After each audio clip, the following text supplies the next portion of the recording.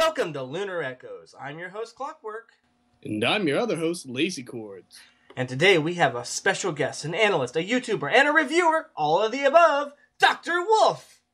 But first, the announcements. So welcome to our show, Dr. Wolf. Greetings and good evening. Glad to be here. Glad you are here to join us. Now, first off, how did you become a Brony? Oh, well, let's see.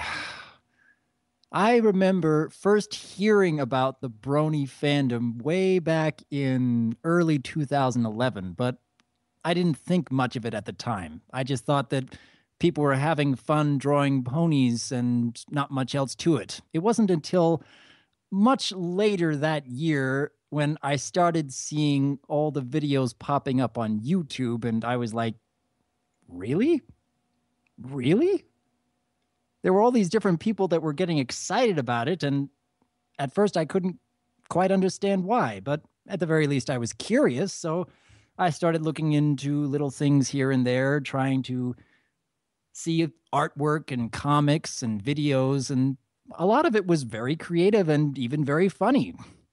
And I can remember early 2012 that I finally decided, I'm going to take a look at this show and I'm going to decide for myself what makes it so worthwhile.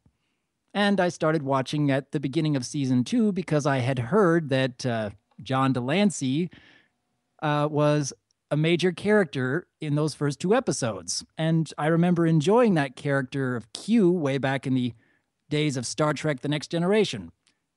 So when I watched those first 2 episodes, I was rather impressed. It was enjoyable and it was funny and the characters were likable and even the story was interesting to watch.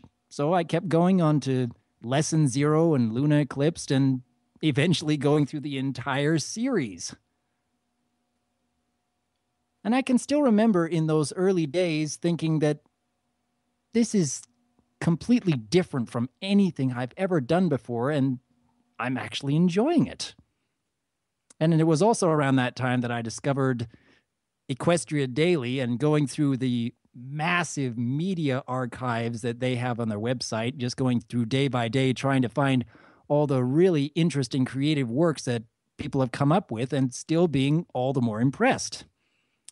And I can also remember taking part in season 3, episode by episode, getting up every Saturday and enjoying every new story that was coming out and reading all the comments from others. But at this point, I hadn't done anything to contribute to the community. I hadn't made any of my own videos and I hadn't posted on any forums or any YouTube comments section. I was pretty much just watching and not participating. But I was enjoying taking part and I was enjoying all the camaraderie that the fandom was experiencing online. And I can remember saying to myself at some point, I want to do more. I want to take part. And it was also around that time that I actually started telling other people around me, hey, I actually like this. This is really fun. This is really creative. This is really interesting.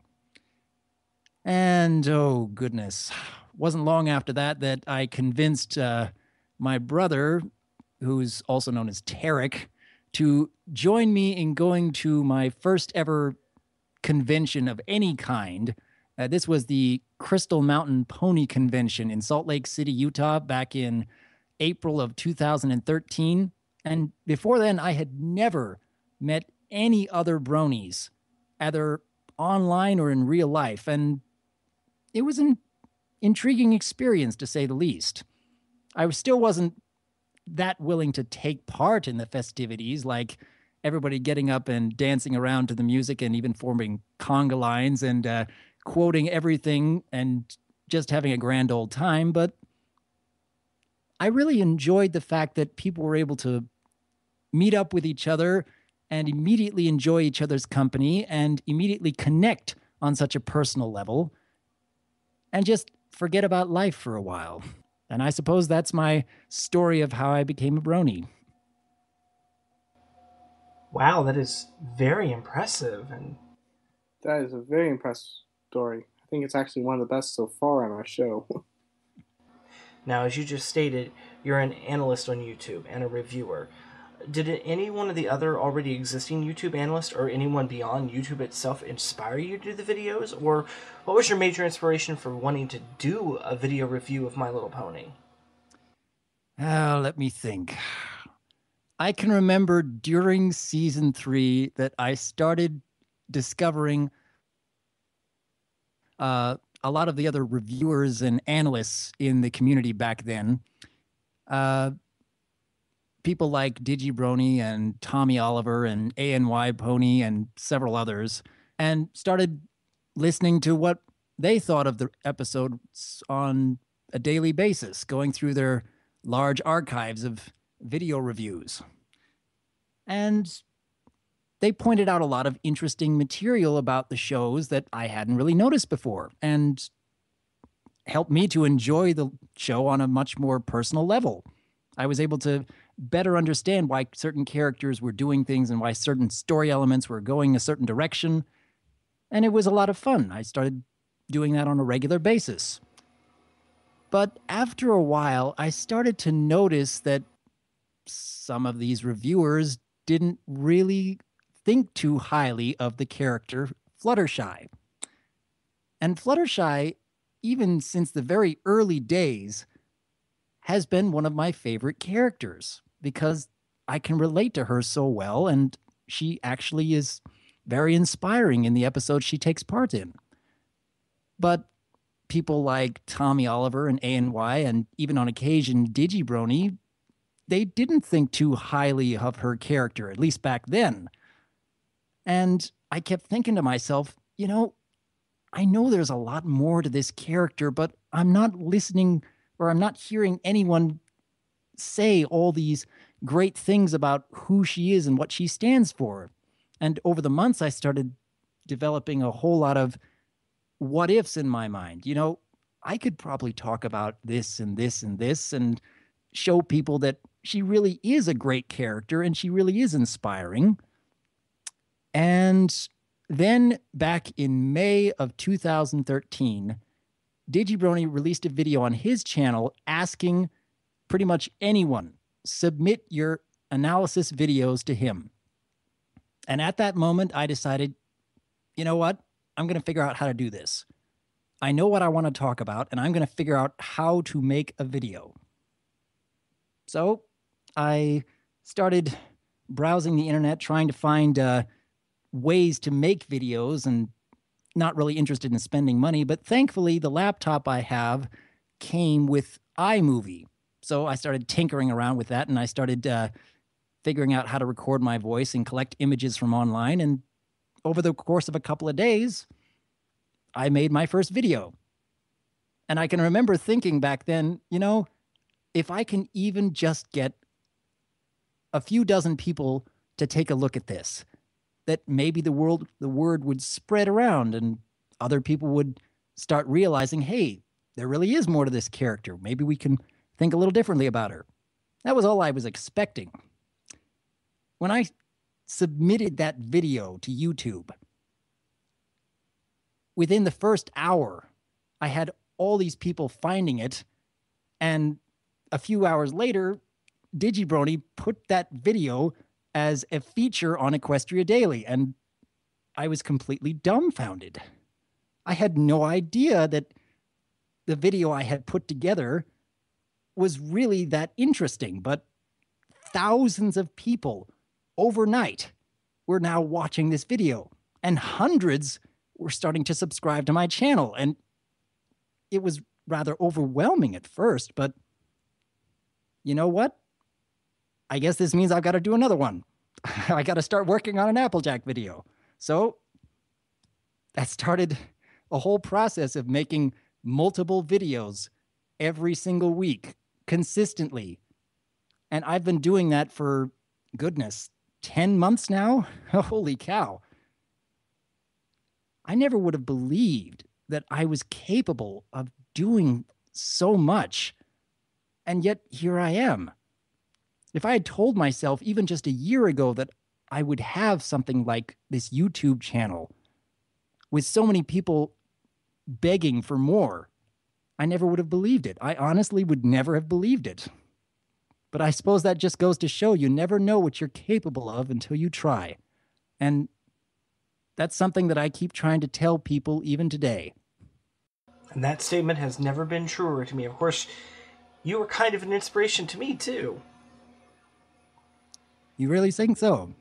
I do, actually, yeah. If it wasn't for your videos, I probably wouldn't have started this podcast. Really? Yep. Well, it's good to hear that I'm inspiring for good. That is an awesome story. And Clockwork here has introduced me to you when I first met him, way back when. But yeah, I remember that was our discussion, and he had the idea of this podcast. So, what is the best and worst things about this fandom that you like or dislike? You can choose whichever one. If you don't want to talk about the worst part, that's fine. Well, let me think. What would I consider to be the best parts of this fandom? I know that I mentioned earlier about how impressed I am with the camaraderie within the fandom itself, about how people can just relate to each other so well, even being complete strangers. Hey, you're a brony. That's great. I can also really enjoy all the immense amount of creativity within the brony fandom. All the artists and the writers and the voice actors and the animators, and the list goes on and on. There's just so many people out there constantly producing this fantastic content. It's like every day I can find something to enjoy out of this fandom. And I suppose aside from that, there have been many parts of this fandom that have inspired so many to live better, to be better, to draw themselves out of their struggles and their hesitations and their depression and who knows what else. And simply think about life in a more positive way and feel more confident about themselves. I've seen this, I don't know how many times when I'm coming across people on the internet and just chatting with them here and there and hearing their stories about how when they've found this show and this fandom that they feel like they're more than what they used to be. And they're improving upon themselves. They feel driven to create and contribute to the fandom in their own way. I love seeing that. And that's continuing to grow. I hope that keeps going for a long time yet, honestly. As far as the worst thing about the fandom, though, I don't know.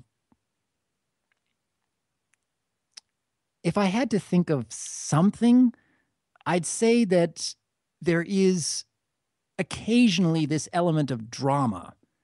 Like, there are, again, only occasionally people who seem to think that because this is the greatest thing in the world, that they are intending on telling anyone who disagrees with them about why they are so wrong and how they can't possibly think badly about this show in any way, and willing to argue till day and night's end on trying to convince other people that you have to enjoy this. This is the greatest thing that you've ever heard of. Whenever that happens, I suppose that it's taking things a little too far. When you just don't consider what other people may think and feel and only focus on what you think is great. But even then, that's really more of a nitpick, and I really wouldn't consider that terrible about the fandom. It's just something I would encourage people to work on a little bit more, be a little more open and understanding if others don't immediately latch on to the show. Yes, I can see what you are talking about there, and I can completely understand that. I've noticed that ever since beginning of starting to become part of this fandom, I've noticed some people just love to generate drama. I don't know, I feel like they thrive on it sometimes. Yeah, they sometimes do. And again, I think you're going to get that in any subculture or any fandom, no matter where you go. Whether it's Star Trek or Doctor Who, everyone has their own opinion about something. But I agree, people really need to just understand it's, as you put it, fun. And everyone has different points of view. So that is awesome. We're going to move on to our next question for you, though. This one might be a tough one. Why is your persona a wolf? Why not a pony or something similar, more in line with the show? Mm-hmm. Oh, goodness. I can remember back in my early days of starting up my channel that I had no avatar whatsoever. And there were a number of people who were asking me whether I would like to have an avatar on my channel, and I was intrigued by the idea, and even had a few artists start offering to draw me whatever it is that came to mind to put on my channel to show to everyone.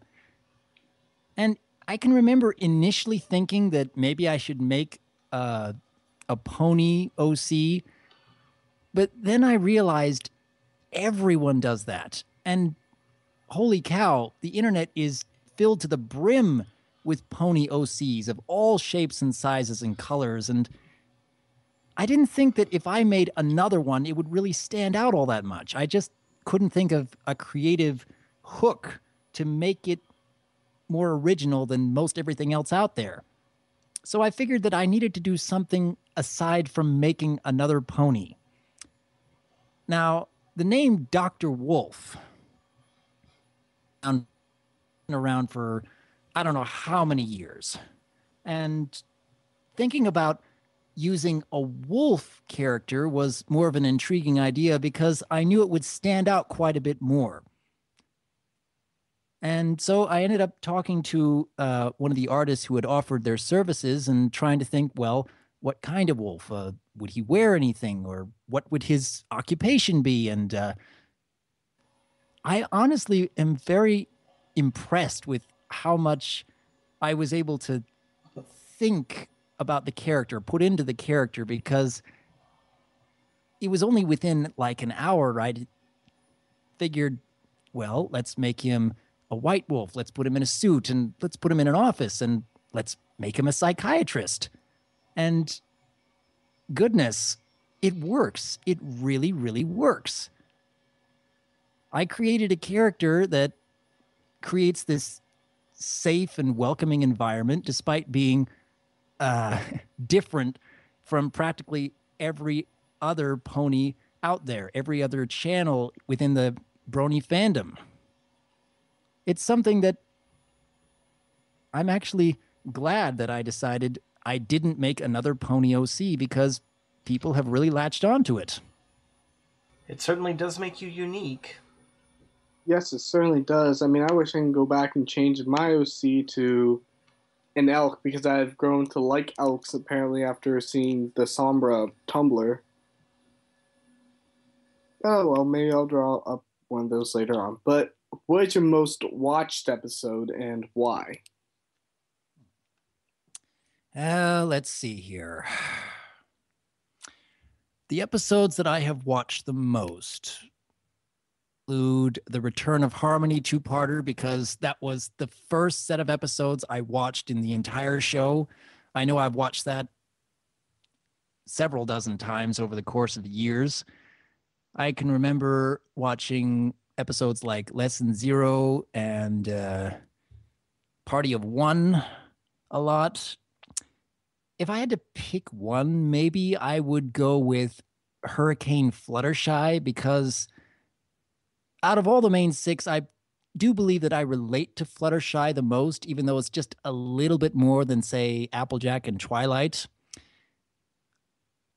But out of all the episodes I watched in those early days, that was the one that really hit me the most. That was the one that I could relate to the most. Everything that she was going through and how she was able to push herself just to take a tiny step in the right direction, even though it still wasn't enough. And still managing to stick with it and still giving whatever she could. That's just really resonated with me. That's something that has always stuck with me. And if I had to pick one episode that I've probably watched more than any other, it would probably be Hurricane Fluttershy. That's just the episode that really hit me the most in those early days when I was first watching the show. Fluttershy is an interesting character. I agree with you there.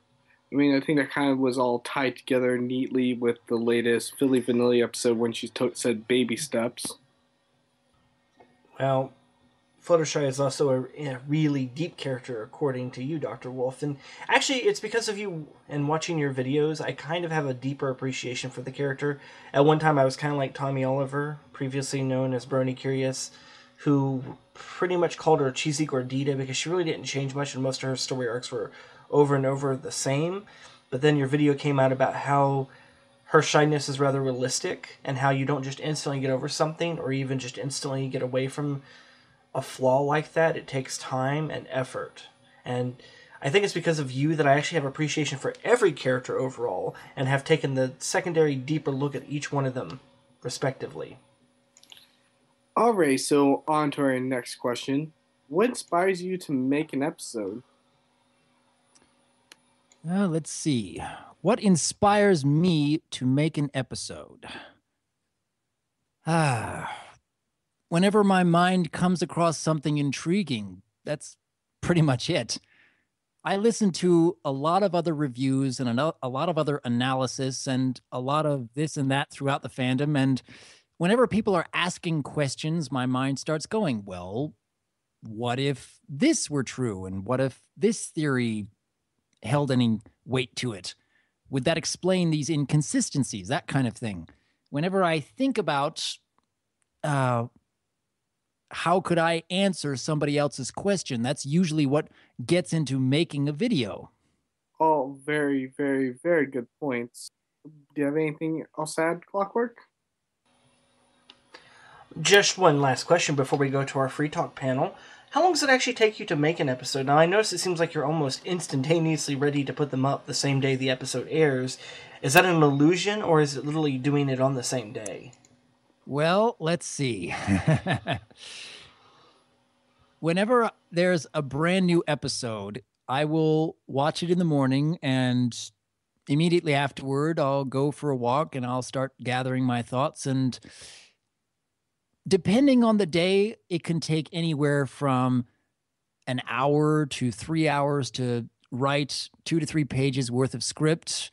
And depending on the day, it can take anywhere from half an hour to an hour to record all the lines. And depending on the day, it'll take anywhere from an hour to 2 hours to collect all the relevant images and video clips and start working them into iMovie. And I get a review out the same day.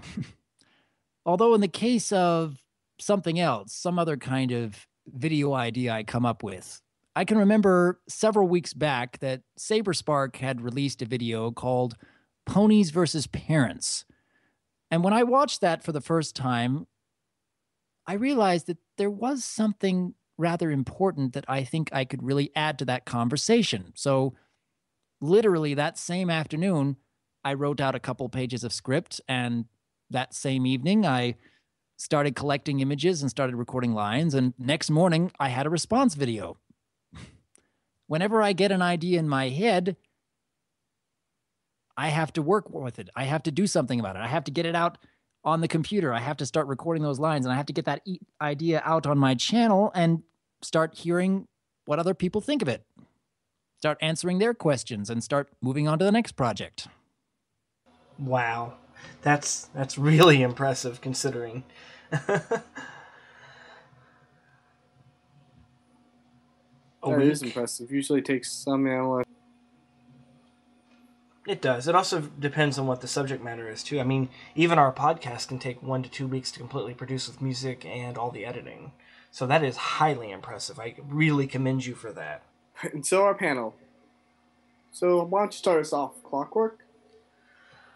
Well, during our free panels here, we usually have run out of questions and just want to talk to you. And here I have the fans at home or over the stream hear all about your exploits.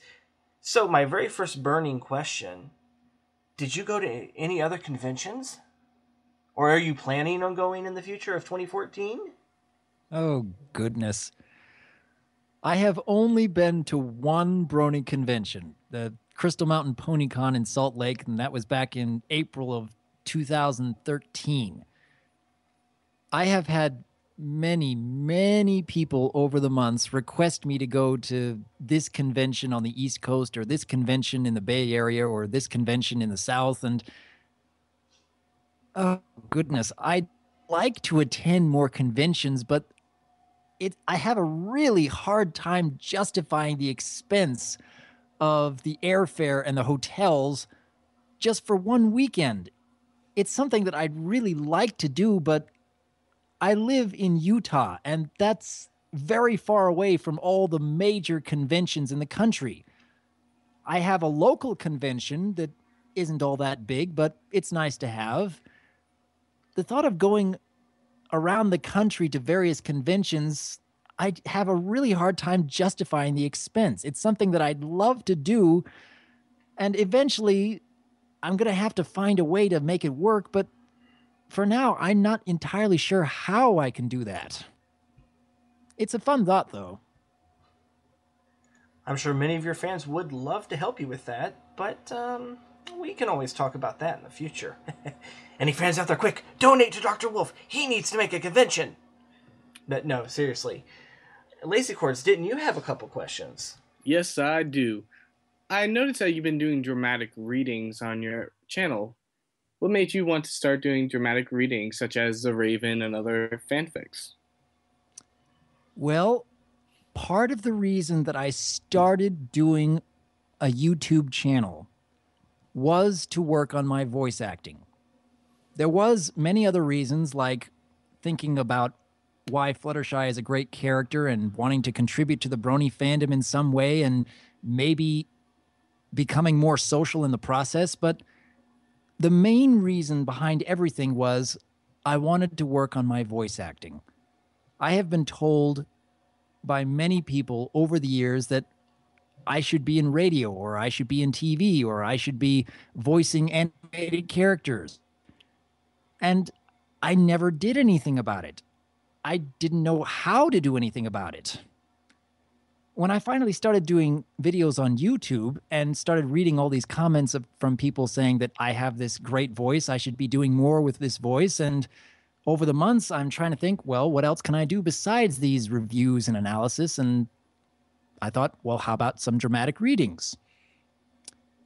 And as of late, I've been doing more of those, and people are starting to enjoy them. They're not as popular as some of my normal videos, but the audience is growing, and I think I'm getting better at it, and I'm adding some more variety to my voice work. Eventually, that may turn into something else, but for now, I'm having fun with what I'm doing. I want to improve upon my voice acting. And I can completely agree. You have a very, how does one put it? Smooth voice. And eloquently worded. Which means he's had much practice. Yes. Or is it just natural? Once again, though, I didn't do anything with my voice before I started doing YouTube channels. I mean, unless you count singing in a choir in high school, but I don't really. That can count. Speaking of singing, we did notice that a couple times you do sing. You have a really perfect tenor. So now you've answered the question I was going to ask about that. So you sang for a long time in your youth. I am not actually a tenor. I am a bass through and through. I have a very low voice when my singing. I sound much better when I'm trying to sing bass and baritone. Ooh. Yeah, I was about to say bass, not tenor. So we did notice you had a very bass tone to your voice when you're singing, and you've already answered the question. So Lazychords, anything you want to add, or should we go ahead and go to the plugging? I can't think of anything at the moment. Do you have any last questions too, Clockwork? Nope. So, DRWolf, why don't you tell all of our listeners where they can find you?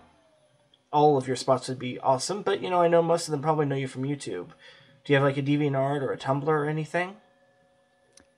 Right now, most everything I'm doing is strictly on YouTube, and that's DRWolf001. I occasionally do little things on DeviantArt, like sometimes I'll upload my scripts there or collect fan art there. And that would be DRWolf010. But other than that, I don't have any Tumblr page. I'm not writing any fan fictions. Most everything these days, I'm just sticking with YouTube. I just thought of one question too. Do you ever plan on starting a Patreon account? Oh, no. Oh, goodness. I don't know what to think about a Patreon account. It's hard for me to say to myself that even if people were willing to give money for me to do these videos, I would have a hard time. I would have a hard time saying to myself that they should be doing this. It's hard for me to say, well, I need these things. I really don't. I'm doing these videos because I enjoy doing them. I'm connecting with all these people because I really want to connect with them. If I started putting money into the equation in some way, I don't know how that would change the work. I really don't know. I get what you mean, since you do this for enjoyment and everything. I know that I don't need the money. I think that's the biggest thing right there. I know there are other people out there with their own YouTube accounts who really do need it in order to keep doing the work. I know that I don't. I know that I'm doing just fine. And if I started asking people for money, even when I don't really need it, I would have a hard time justifying that. All right, it's fine. Don't worry. I was just wondering to add in for another plug and everything.